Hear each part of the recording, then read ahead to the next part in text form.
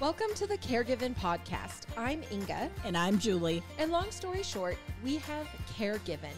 We are two momtrepreneurs who have built an in-home care business from the ground up, guided every step of the way by God's care and fueled by agape love. Almost 14 years later, we felt called to create this podcast as a resource for families with caregiving needs. Whether you care for a family member or are looking for advice on professional caregiving, we want this to be a platform to support you.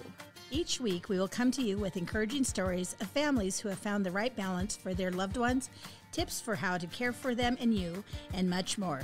We hope you continue to join us each week as we share in this exciting new journey together.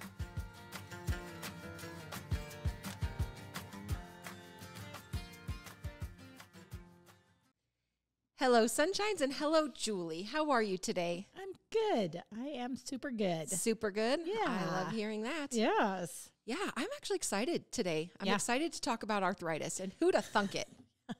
There's so much information, and like you had said before, there are sometimes when we talk about things, we actually learn more, Yes. and this topic has really got, a lot of people have arthritis. Oh, yeah, it affects many people. Aches and pains, and it's just not fun. How are your aches and pains these days? Oh, I'm just getting older. Well, I'm very achy and very painy on the daily. Oh, yeah. I work very hard not to have aches and pains, but sometimes you wake up in the morning and you're like, what happened? Yeah, when you hurt yourself on a pillow. Yes. Is that when you know you're getting older? Right. Well, I have discovered some things. It's basically menthol, but I do buy them at the feed store, possibly for use on large animals. Yeah. Type, liniments and things that seem to help with the aches and pains. I mean, it doesn't take them away. It just makes me notice them less, I think. Right. Yeah. No, there's some good stuff there. I do like it. Mm-hmm. Yeah. Cool. Well, I think we just get right into it. And you brought a verse to us today. This is 2 Corinthians chapter 4, verses 17 and 18. And it says, "For our light and momentary troubles are achieving for us an eternal glory that far outweighs them all. So we fix our eyes not on what is seen, but on what is unseen, since what is seen is temporary, but what is unseen is eternal." Everything really on this earth is temporary. Yes. And so everything that we're dealing with at some point, when we are with our Lord, will feel great, we'll be youthful again, and all of our troubles and aches and pains will be gone. Well, and what I love about that is that you took it from a perspective of it's just temporary, where somebody else might take it from a perspective of, oh, this is eternal. Yeah. But I love that. I love that. It is just temporary. Yes. Isn't that funny? Yeah. Oh, my goodness. Well, if you have a verse that you'd like to share with us, please email those to thecaregivingpodcast@gmail.com. And we'd love to have, Julie loves to have verses to pick from. So I do. Keep them coming. I do.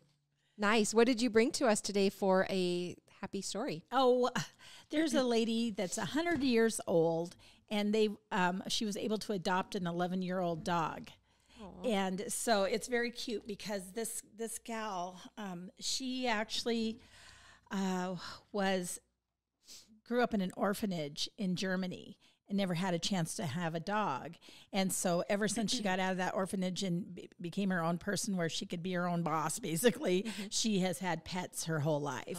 Oh. Even at some point when she and her late husband had 8 Pekingese. Wow.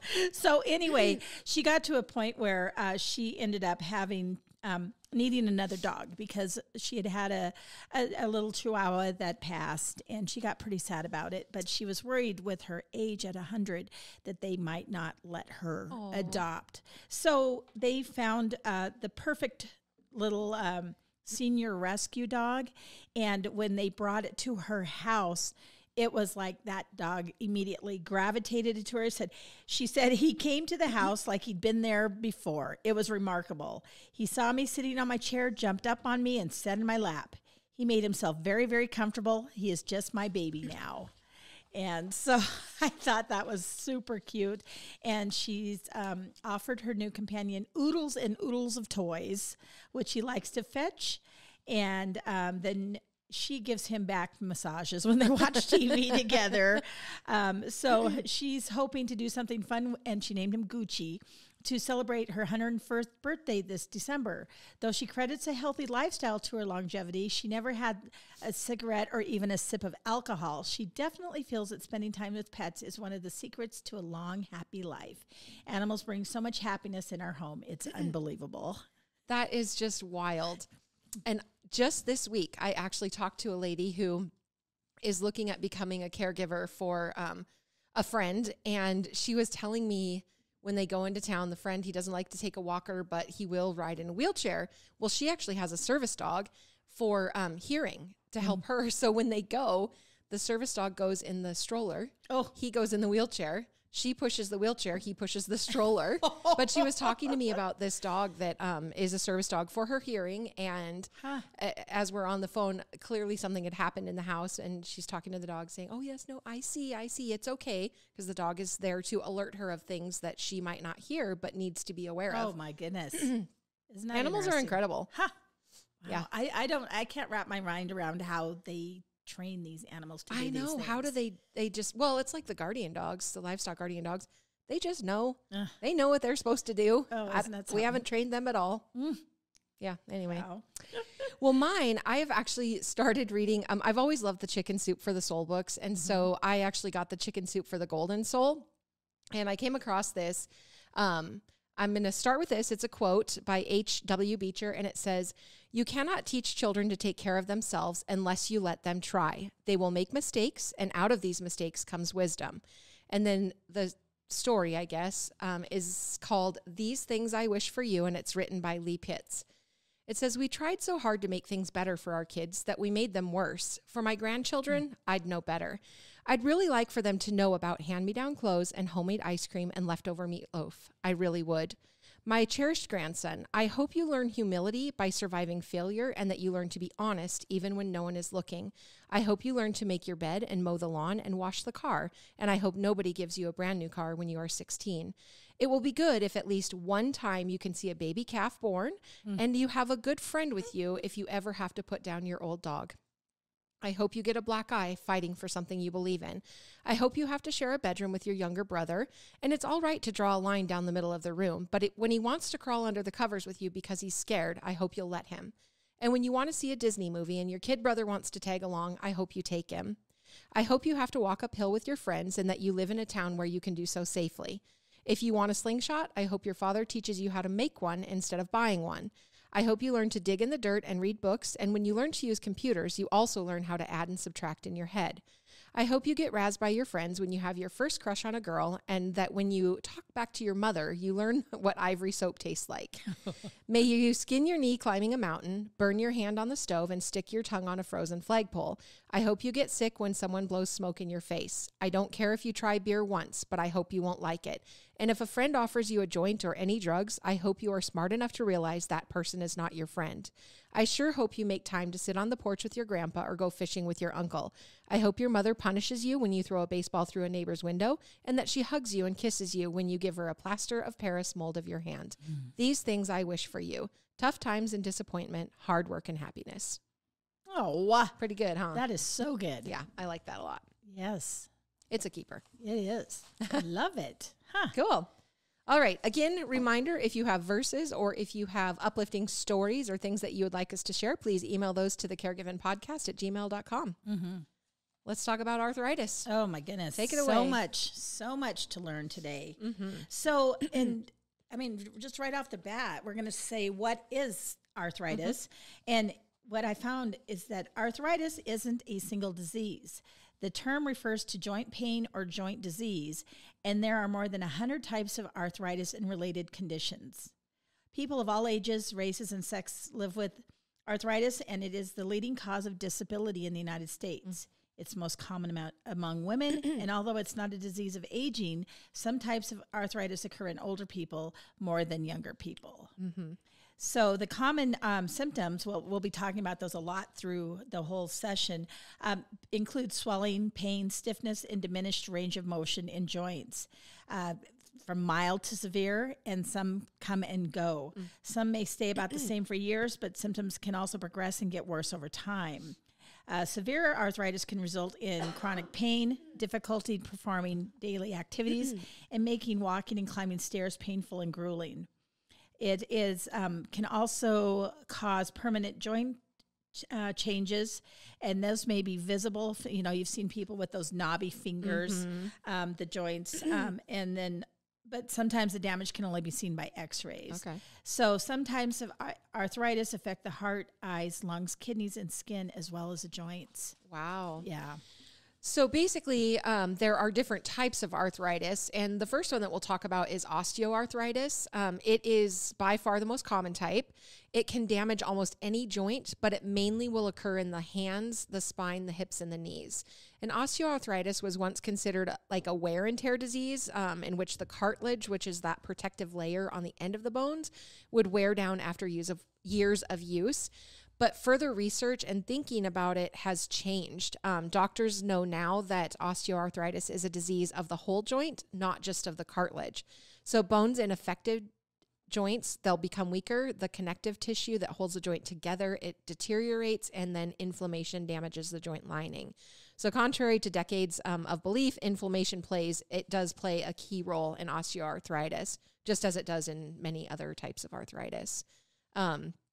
There's also a growing consensus that inflammatory osteoarthritis is one of several subtypes, and other subtypes might be associated with like a post-traumatic injury, such as a torn ACL or some type of a fracture, work-related damage that can come from physically demanding jobs like farming or construction, also lifestyle factors, including excess weight, lack of exercise, or poor diet. But although the prevalence of osteoarthritis tends to increase with age, it's not an inevitable part of growing older. So you can help prevent joint problems if you stay active, if you maintain a healthy weight, if you limit foods that stoke inflammation, things like red meat, highly processed foods, and sugar. And they do say that better things would be berries and leafy greens and wild salmon, whole grains, and olive oil. There's that diet. There it is again. If you already have mild to moderate joint pain and stiffness, regular physical activity, hot and cold therapies, judicious use of over-the-counter pain relievers, and assistive devices might help manage the symptoms. Also, those things that I get at the feed store. But they do say when joint symptoms are severe, causing limited mobility and affecting quality of life, you might want to discuss other possible surgical solutions with your doctors or other things they can do. Okay, so that one's the most common. Yep. Okay, there is the autoimmune inflammatory arthritis. A healthy immune system is protective, right? It generates inflammation to clear infections and heal injuries. But in the inflammatory arthritis, the immune system is overactive, attacking healthy tissue, including joints in the spine, head, hands, and feet. In some people, it becomes systematic, damaging the eyes, skin, heart, and other organs. Basically, that's where the immune system loses the ability to distinguish self from not self and attacks the body that it's supposed to be protecting. So rheumatoid arthritis actually is the most common form of autoimmune inflammatory arthritis. There's psoriatic arthritis. Oh boy, I hear about that. Arthritis. Isn't that interesting? Yeah, psoriatic arthritis. Don't you hear like medicines for that all the time? Yeah. So it's not known what causes inflammatory arthritis in every person, but the general consensus is that something in the environment, a virus, stress, or smoking, for example, can trigger it in people who are genetically predisposed. So anyway, the trillions of most friendly bugs that live in your gut, skin, and mouth, collectively called the microbiome. We're getting some big words here. Not going to lie, I did a, how do you pronounce this? Regulate immune cells throughout the body and shape how the immune system functions in various diseases. So when those little communities get out of balance because of a poor diet, some kind of an antibiotic treatment, stress, or other factors, they can no longer regulate like they should. And so that's a thought that's one of the key factors for the rheumatoid arthritis and other autoimmune inflammatory conditions. Really? Isn't that interesting? Yeah, and they say with autoimmune or inflammatory types, early diagnosis and treatment are critical. So slowing the disease activity is going to help minimize or prevent permanent joint damage, as well as reducing your pain and improving your function and quality of life. Remission, of course, is always the goal, but low disease activity may be more realistic, a more realistic target for people. And this is usually best achieved with a combination of medications, that healthy lifestyle we always talk about, regular exercise, restful sleep, healthy food choices, less stress. I would like a prescription for that, please. The medication depends on the type of arthritis, of course, and so the severity of symptoms and how well someone is going to respond to that particular drug. For some people, the first medicine tried might not be the best fit, and some arthritis drugs can have unpleasant side effects or lose their effectiveness over time. So as with sometimes things, how they go, you might have to do a few tries to figure out which medication is going to be the one that's going to work. Oh, that's the worst, though. It is. You really wish that first pill was the one that I was just going to want help one you. pill, just one. The right one. The right one, and only that I have to take only once to fix it. Oh, my gosh, if only. If only. Yeah. So sometimes infectious arthritis is a bacterial, viral, or fungal infection that triggers this arthritis. It usually starts when an infection from another part of the body travels to a joint, usually the knee. Isn't that interesting? Symptoms like swelling, pain, and fever can be sudden and intense, but treatment with antibiotics and antifungals usually clears the infection pretty well. Most viral infections last a week or two and go away on their own. And then to the extreme where some people have to have the joint drained, so there's some kind of... I would have never even thought about infectious arthritis. Nope. I would have not known that was a thing. Yeah. Interesting. Yeah. Then there's gout. This is metabolic arthritis. And I'm glad that we're learning about this because you hear about gout all the time, but I had no idea what it actually is. So metabolic or gouty arthritis, also or commonly known as gout, this results from a buildup in the joints of painful uric acid crystals. So these are a byproduct of the breakdown of purines, substances normally found in the human cells and many foods, especially red meat, organ meats, some seafoods, and alcohol. So normally the body is going to be able to get rid of that excess uric acid, but when it doesn't, it can accumulate in the joints, and that can cause sudden and intense bouts of pain, especially the big toe. Ugh. Oh, Interesting. Hurts so bad. The first time I ever heard about gout was when I was young and I was reading Archie comics. Oh, okay. The principal at the school had gout, and it was actually, it helps the kids, the naughty kids. Oh, sure. He wasn't able to move around very fast. But one of Mike's good friends has gout, and it got him just really buggered up. He's not able to, and there's flares. So it's not always so bad, thankfully. But man, when it flares, he's got problems. He just can't get around. And isn't that weird that it hits your big toe? Yeah, that is I almost wonder if it's like a muscle cramp in your big toe. Oh gosh, can you imagine? Think about it. Like it's curling up and it just You don't have to describe it for us. I just got the heebie-jeebies. The good news though is that most people with high uric acid levels never develop gout, and honestly, many gout patients have normal uric acid. Some research suggests that certain factors, in addition to uric acid might trigger the gout.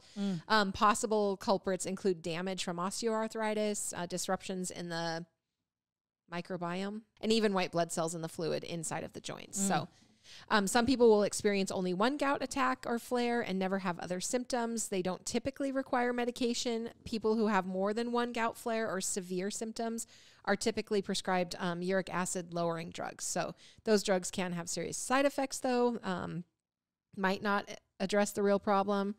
So in addition to taking the medication, patients are advised to adopt a mostly plant-based, low purine diet, rich in fruit, vegetables, whole grains, olive oil, and low purine fish. Yeah.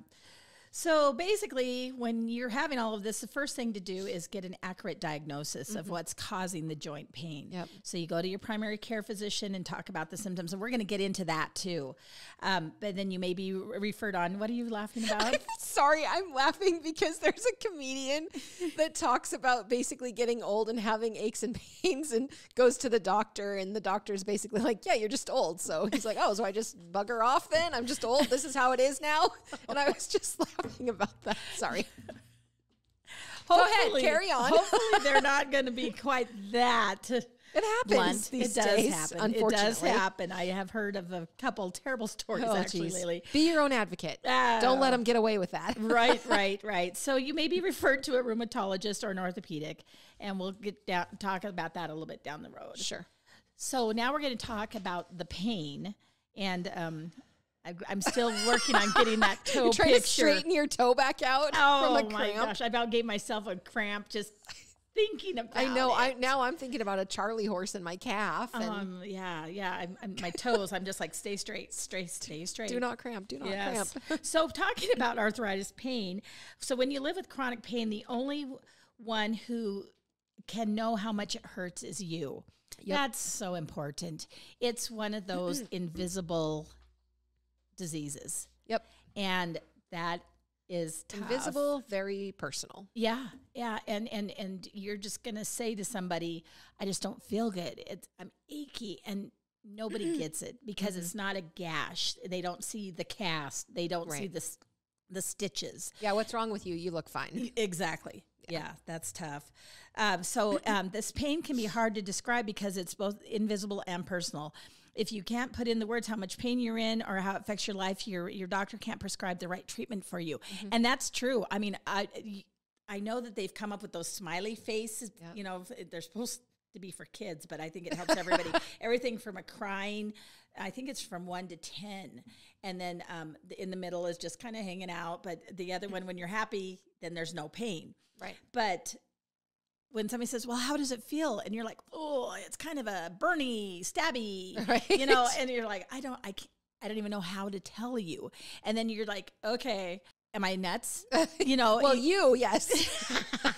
No, but it's interesting though, that you say that because, and even in this article, it talks about like different types or descriptions of what the pain feels like. Indicate different types of things, right? So aching, dull might be muscle strains or arthritis pain. Yeah. Like shooting, electric, tingling, burning, pins and needles usually is more indicative of nerve pain. Sharp stabbing would be maybe like an injury such as a broken bone, a muscle or a ligament tear, penetrating wounds. Throbbing could be like headaches, abscesses, gout. Oh, that's, I guess your big toe just throbs like that. Tightness can be muscle spasms. Okay. And then also, it's important to be able to talk about like, where is the pain? Right. So is it deep in your shoulder joint? Is it in the muscles near the surface, under the kneecap and the back of the knee? Things like that. I think the more specific you can get about it, the better your doctor is going to be able to help you diagnose or figure out what's causing it. Right. You know, is it on the outside of your hip? Is it in your groin? Is it in one spot? Does it travel? Does it remain steady? Does the pain come and go? Does it flare up with certain movements or things like that? Yeah. So all things to pay attention to. Yeah. And that's interesting because I've had a shoulder thing this summer that I've been trying to figure out because I don't have a bit of trouble until I do that one movement. Yep. And then it just hurts so bad. Is it like a stabby or like a... Yeah, see, there we go. And it's more of a dull thing, but I think it's when I'm like rotating in. Yeah. And what I've come up with, and so I'm self-diagnosing myself, is that when I go to bed and I get into a cold bed, there's nothing worse. So I'm going to have to get out the electric blanket or something. Do it, man. That's the best. But when I get into bed and I get that pillow, I get so I just cuddle right in. And then if I fall asleep that way, it's just like I wake up and I'm like, okay, can I now stretch back out or am I stuck in this position? And I'm thinking that maybe that's how I lay mostly on this shoulder too. Could be. And so, you know, you got to kind of look for patterns. You got to look for things that, why am I having this? Right. Yeah.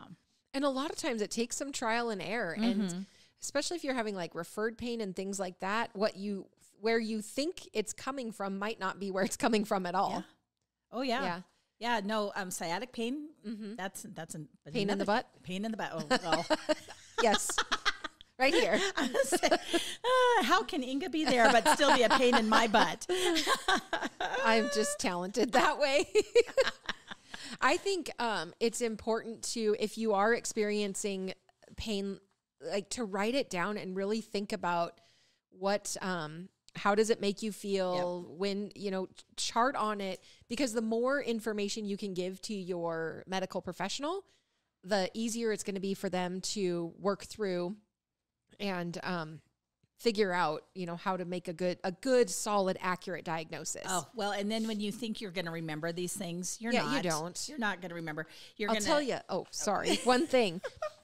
Kevin used to have headaches very, very frequently until I told him I was going to start writing down when he was having headaches, and then he's not having them as frequently anymore. I don't know if it's because he's not having them or because he's not telling me. you. That's probably my vote on that. Yeah, probably. Oh, my Lordy.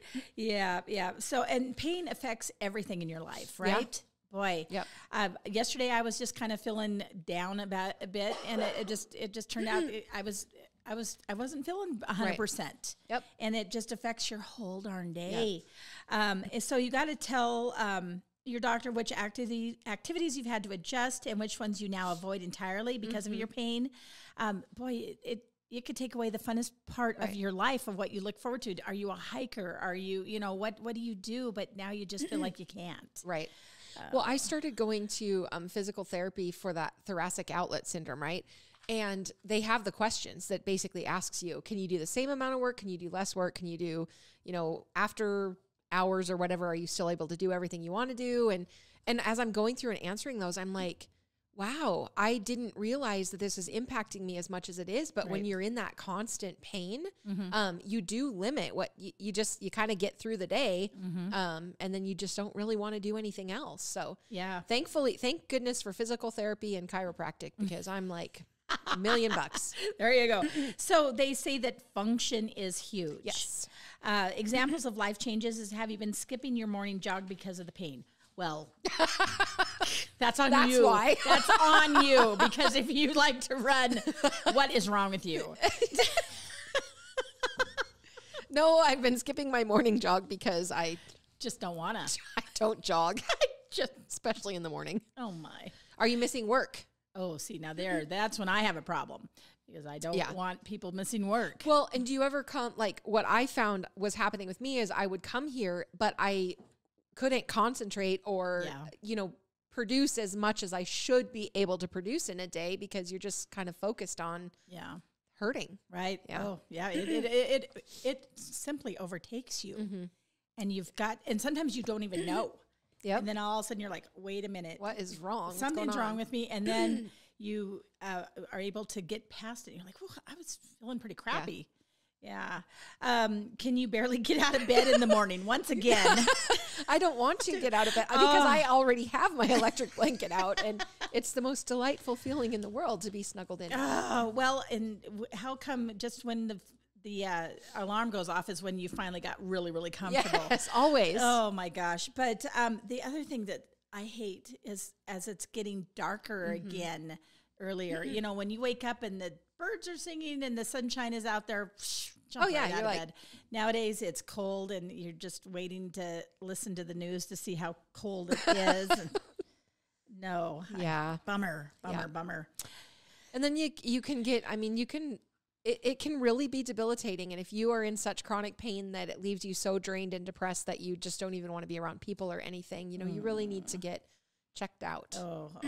And like you said, they talk about a journal. When do you hurt? Is it morning? Is it, then you get going and things kind of unkink.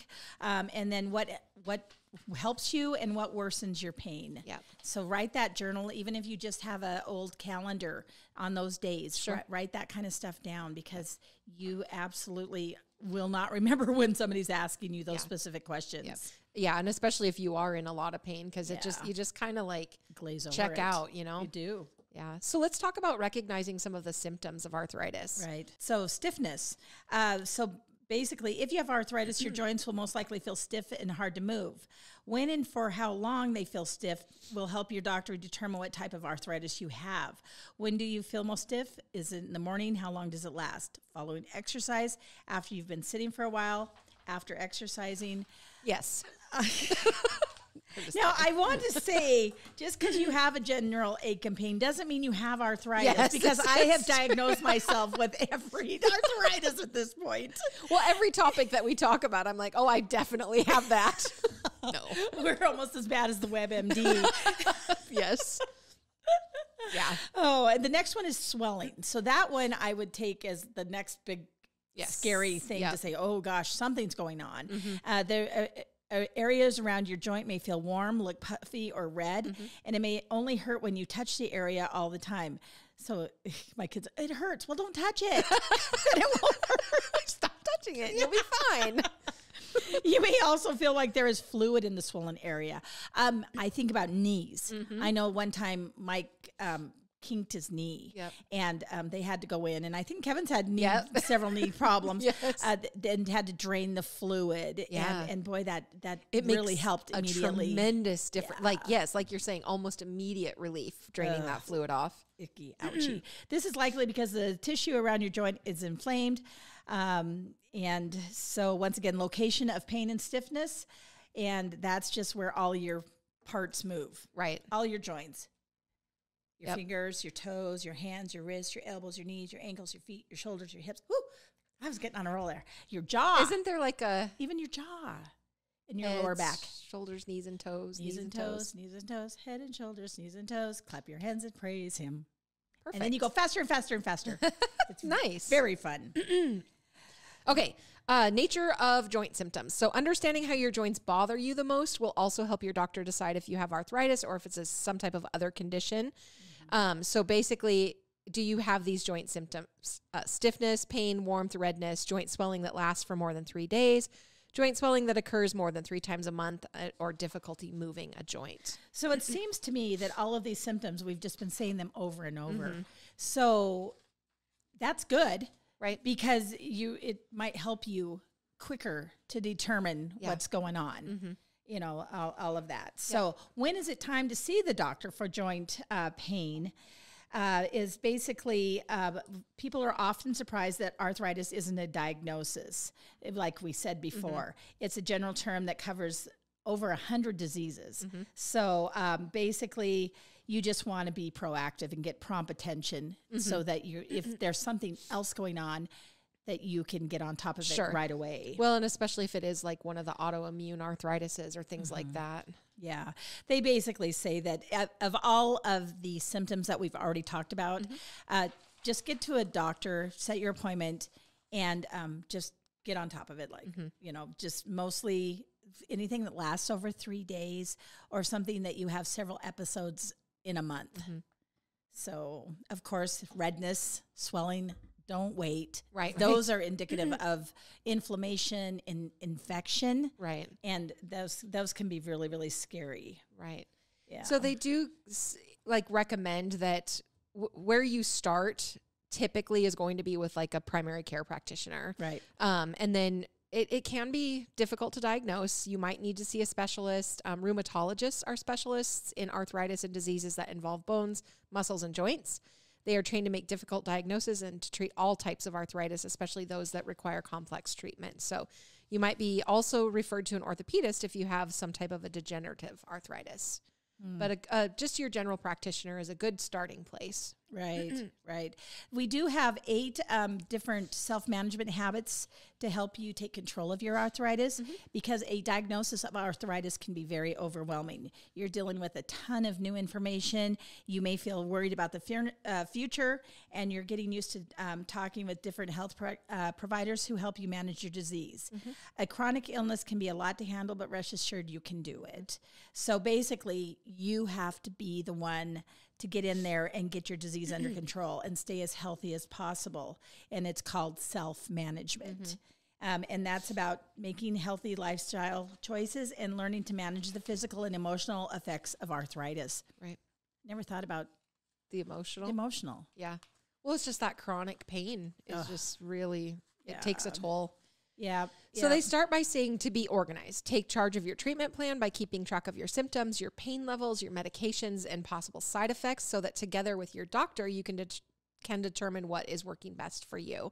I guess there are even health trackers out there that you can use for this type of thing. Oh my gosh, the apps that are available are unbelievable. That you can get them on your smartphone and just document everything. Which at some point we're going to be talking about social media. So there you go. Maybe you can get that app in that one. There you go. Yeah, big thing, manage your pain. Get on top of the pain. You don't want pain to take over your life. So there's all kinds of different therapies that you can talk about with your doctor and just research. You just got to research and get smart. What's going to work for you? Because what works for me isn't going to work for you necessarily. Yeah. But, you know, I do know that when you have a new cream and you're like, you got to try this. I love to try it because it's like, oh, that feels warm, or, oh, that, you know, that feels like it's really getting into. Oh, yeah. The new. Yeah. Excuse me, liniments. And yeah. things. The liniments. I love them. Yes. Yeah. They do say you need to address the emotional side of it. So coping with a new diagnosis and the pain and limitations that may come with that can wear on you emotionally. So don't pretend like it's not happening. Yeah. Just face it head on. Yep. Tackle fatigue. Fatigue can be a 1-2 punch. It can be caused by your disease or the daily stress of living with a chronic disease. And so there's things, I mean, we could go on and on about this, but truly, how now are we going to deal with the fatigue if that is part of what you're dealing with? Right. Improving sleep is always good. Pain and sleep problems can go hand in hand, and oftentimes pain is going to make it harder to sleep. And then poor sleep can worsen your pain. So you want to figure out a routine for yourself that helps you make sure that you are improving your sleep quality. Right. Get moving. It may be the last thing you want to do when you're in pain, but exercise will help. It strengthens muscles that support your painful joints, keeps joints mobile, and helps you get restful sleep, boosts your mood, and helps you lose excessive pounds that add stress to joints. It's true. I mean, every morning when I wake up and I'm like, oh, I ache, I pain. But then you get up and you start moving around and you're like, oh, maybe it's not so bad. And people sometimes do sit down and they don't want to get back up. And it's one of those things where you use it or lose it. Yeah. And we talk about that a lot with people.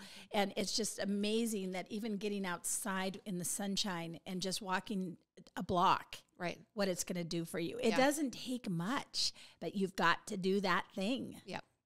You want to balance activity with rest. So rest is important when your disease is active and your joints feel painful, swollen, or stiff.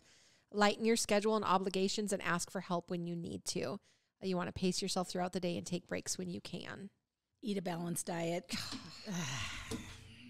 Here we go. Well, obviously, healthy eating, it is the base of everything, right? And so watch your weight. Add anti-inflammatory foods that are rich in antioxidants to help control inflammation. Yeah. So, but we knew that the diet was going to come into it because it always does, diet and exercise. Always. We could really just have a show that's like introduction, verse, happy stories, eat a balanced diet, grandma saying, toodaloo. Yep. Managing your chronic pain, take your medicine, manage your weight, stay active, keep a positive attitude like we've been talking about. But there was a couple little stories in here where somebody that was living with a chronic pain, they were able to kind of give some positivity to it. So Monica was diagnosed with rheumatoid arthritis at the age of 71. She was active and healthy, teaching full-time at a local university. One day she woke up with terrible pain in her hands, feet, and skin. I never want to feel pain like that again, she said, recalling her early flares of joint inflammation. My skin hurt, my joints all ached. I couldn't even open the door of my car. Instead of giving in to her pain, she sought treatment from a rheumatologist. She began taking a medication, and she pushed herself to stay physically active and maintain a positive attitude about living with arthritis. She started, actually, the Arthritis Foundation is where we're getting most of our information today, but they actually have an exercise program as well. Nice. And she also went to dance classes. Because she took charge of her health, she was able to continue working at the university. Yeah. So that's awesome. Way to go, Monica. Yeah. Then there was Steve. He played football for years, and it never crossed my mind that I would get an injury that would hamper me for the rest of my life. He says he's now 50 and he's developed terrible knee pain from osteoarthritis. And he was a former offensive lineman. He's 6'5" tall and 280 pounds. When he was in his peak playing days, he stays active by regularly riding a stationary bike and doing resistance training in water. I love water. Yeah, that's the best. Yes. And the heated pool. I don't love any cold water. Oh, and that stationary bike also is pretty good for you. Yeah. Keeping his weight down with exercise and a good diet helps lower the pressure on his knees. 10 to 15 pounds makes a huge difference. Otherwise, I would have constant swelling in my knees. Yeah. So he knows what he has to do to keep that going. And what have I heard? And I'm not going to get the numbers right, but for every 10 pounds you're overweight, it adds like 30 pounds pressure to your knees. Wow. So my poor knees. Ding dong. Dang. I'm sorry. I'll work on that. I'll get on that. Oh, goodness sakes. Well, that's cool. I learned a lot about arthritis. Yeah. Way more than I knew coming into today. So that's cool. Yeah, yeah. No, I'm glad that we talked about that because I think a lot of us, at some point are going to deal with that. And we all have our aches and pains. So, but don't freak out. Just because you have an ache and a pain doesn't mean you got all these other things. But it's good to be aware. For sure. Well, thank you for that, Julie. Let's see. Grandma saying today. Let's see. What did we have for a grandma saying? So basically, it was very cute because this one, when we talked about pain, Dan had been talking to his grandma about pain. And he said to his grandma one day, he said, "Grandma, how do you deal with pain?" And she actually said, and it's very unique, but she said, I deal with my pain with your hands, dear. When you do it with your mind, the pain hardens ever more rather than relieving yourself. It's true. Yeah. That's great. That's She was a smart grandma. She was a smart grandma. Yeah. Cool. Well, thank you guys for listening today. I hope you learned something new. If you have not yet done so, please go and subscribe to the podcast. You can do that on, Spotify, Google Podcasts, Apple Podcasts. You can watch us on YouTube. That's always entertaining, I think, a little anyway. Leave us a review, join our Facebook Care and Share group, and email us your verses, your uplifting stories. You can do that at thecaregivenpodcast@gmail.com. And I think that's it for the day. Yeah. Peace out, Girl Scouts. I really like this one. I did too. Yeah, yeah. Well, thank you. Have a good day.